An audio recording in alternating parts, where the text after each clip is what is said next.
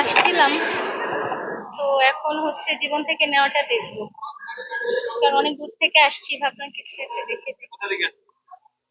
আসছি হচ্ছে, আমি আমার হোম টাউন থেকে আসছি, এমনিতে সরাসরি ওখান থেকে চলে আসছি।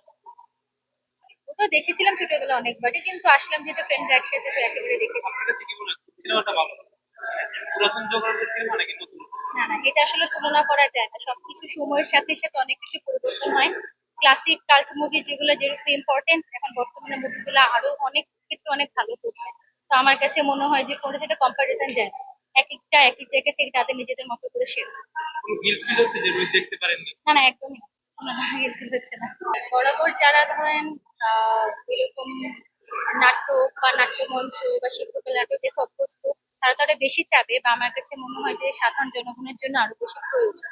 কারণ দেখা যায় বড় বড় সিনেপ্লেক্স ওগুলোতে যখন ছাড় পায়, অনেকে অ্যাফোর্ডও করতে পারে না।